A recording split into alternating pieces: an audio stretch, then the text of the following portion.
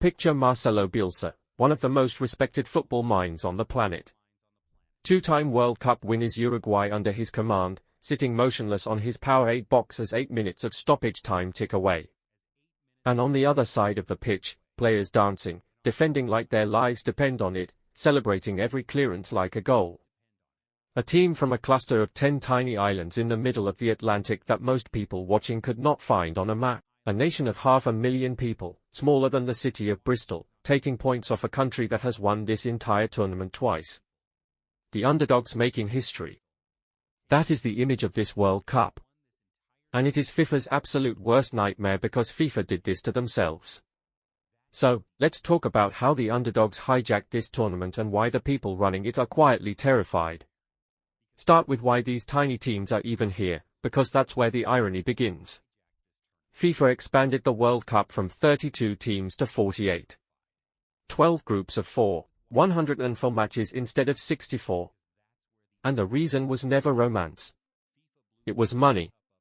More teams means more games. More games means more broadcast deals, more tickets, more sponsorships, and more of everything that fills FIFA's bank account. The expansion was sold to the world as making football truly global, opening the door to nations that had never had a shot, places like Cape Verde and Curaçao. But here's the cynical part, the part FIFA will never say out loud. They never actually expected those small teams to do anything. The quiet business logic was simple. Let the minnows show up, sell the feel-good story, get beaten by the big boys, fill out the bracket, and then politely exit so that the giants, the nations with the massive television audiences and the deep, bankable markets, could march on toward the latter rounds where the real money lies. A Spain vs Brazil quarterfinal prints cash. A Cape Verde vs Curaçao knockout tie does not. More games for the money, then the giants go deep for the money. That was the plan. The plan lasted about 90 minutes, because on day one, Cape Verde, the Blue Sharks, a team playing the first World Cup match in their history, walked out against Spain, the reigning European champions. The team that artificial intelligence and pundits alike had picked to win the whole tournament.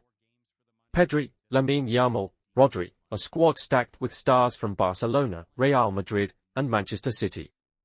And Cape Verde, powered by their 40-year-old goalkeeper Vozinha making 7 saves, held them to a scoreless draw. Spain could not break down a team ranked nowhere near them, playing in their World Cup debut. The world shrugged, fluke. Spanish rustiness. They'll fade. Then came Game 2, and the fluke theory died completely. Because against Uruguay, 2-time world champions, 15-time Copa America winners, a squad featuring stars from Real Madrid, Manchester United, and Tottenham, Cape Verde didn't park the bus and pray. They went for the throat. 20 minutes in, Kevin Pina lined up a free kick from 28 yards out. The Uruguayan wall inexplicably split, and his shot screamed past veteran goalkeeper Muslera. Cape Verde's first goal in World Cup history. And they were leading. In the stands, the goalkeeper's mother, who had feared she couldn't even afford the visa to be there, watched her son's team take on the aristocracy of world football. And the coach, a man called Bubista, dressed in blue denim and a t-shirt, was out-coaching the great Bielsa. Uruguay hit back with 2 soft goals to lead 2-1. And that should have been that. The natural order restored. Except Cape Verde refused to read the script. Off a Uruguayan defensive horror show, Elio Varela stole in and stroked home the equalizer, his first ever goal for his country. Then he led his teammates in a celebratory dance while Bielsa sat frozen. 2-2. 8 minutes of stoppage time. And it was Cape Verde, the islanders, finishing on the front foot. Bielsa afterward could only admit his team was, in his words, disorganized, and that Uruguay being the better squad now had to actually be shown. They are 2-time world champions facing elimination. And a team from a nation of 500,000 people did that to them.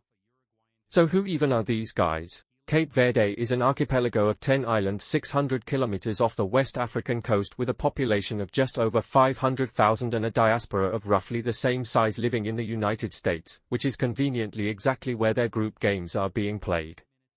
They qualified the hard way.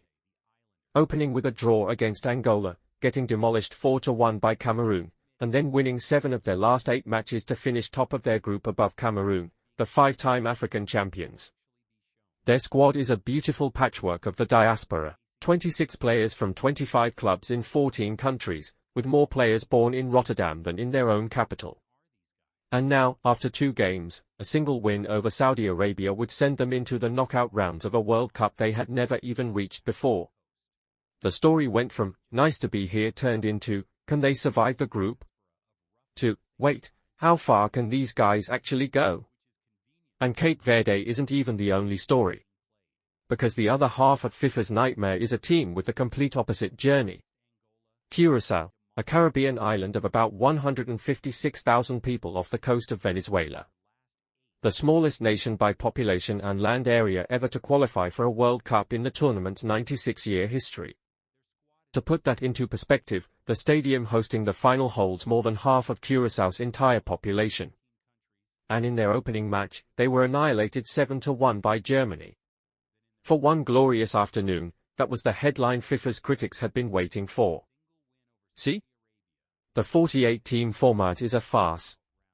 These teams don't belong. The World Cup is being watered down. And then 6 days later, Curaçao went out and held Ecuador, a team packed with stars from top European leagues, to a scoreless draw. The hero was a 37-year-old goalkeeper named Eloy Room, a man who had spent much of his career in the shadows. Suddenly delivered the performance of a lifetime. He made 15 saves, the most by any goalkeeper in 90 minutes of World Cup football since records began in 1966. Just 1 save short of the all-time record, a mark that required extra time to achieve. The King and Queen of the Netherlands watched from the stands. Reports claimed the Queen personally congratulated Room afterward. Their 78-year-old coach, the oldest manager in World Cup history, wept at the final whistle and said his players had come from nothing and fought like lions. Room later joked that he deserved a statue back home. And one commentator summed up the absurdity of it perfectly: a boulder in the sea has a point at the World Cup. So here's the contrast that is torturing FIFA. Cape Verde, the fearless debutants who look like they genuinely belong. Curaçao, the tiny nation that got humiliated and then refused to disappear. 2 completely different stories, both leading to the exact same conclusion. The small teams are not here to fill space. They are stealing points. They are wrecking reputations. And they are forcing their way into the knockout conversation. And the format FIFA designed for profit is exactly what's making it possible. Because in this 48-team setup, the top 2 teams from every group advance, plus the 8 best third-place teams. Which means an underdog doesn't even need to win the group or finish second to survive. 1 shock draw. 1 clean sheet. 1 heroic goalkeeping performance. And suddenly, you're alive. FIFA built a tournament with more doors than ever before. And the minnows are walking straight through every single one. This is the controversy FIFA never saw coming. They expanded the tournament for money on the assumption that the giants would go deep and the small teams would go home. Instead, look at who's actually in trouble. The pre-tournament dark horse Turkey is already eliminated. Belgium and its golden generation are staring at an early exit. Uruguay, 2-time world champions, are suddenly in genuine danger. And it's the island nations that are climbing. FIFA wanted the giants. Instead, it's getting the giant killers. That's the nightmare. Not that the format failed, but that it worked too well for exactly the wrong people. Every round one of these tiny nations survives is another round where a bigger, richer, and far more marketable country goes home instead. And honestly, it's the best thing that's happened to this whole messy tournament. After the empty seats, the outrageous ticket prices, the visa chaos, the VAR meltdowns, the referee detained at the border, the underdogs are the one pure, joyful thing FIFA accidentally created. And history tells us exactly why they matter so much. This is the most exclusive trophy in all of sport. In 92 years, only 8 nations have ever won the World Cup, only 13 have ever reached a final. The giants almost always win in the end. But the underdog run is the soul of the tournament. Costa Rica in 2014. thrown into a group with 3 former champions, Uruguay, Italy, and England. And somehow finishing on top while sending Italy and England home. Morocco in 2022. The first African and Arab nation ever to reach a World Cup semi-final. Knocking out Spain, Portugal, and Belgium along the way. South Korea reaching the Final Four in 2002. Croatia, a nation of barely 4 million people, reaching a final and later another semi-final. These stories are why we watch. They are why the World Cup remains the greatest show on earth. So let's put the whole thing together. Because the irony is almost too perfect.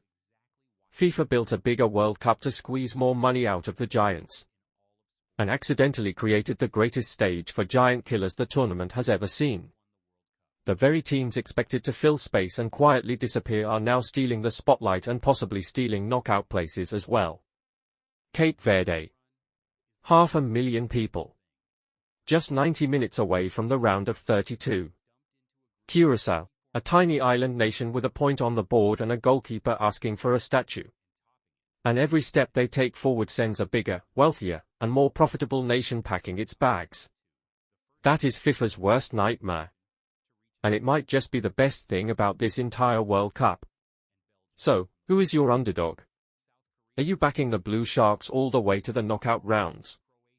Or do you think the Giants eventually claw their way back?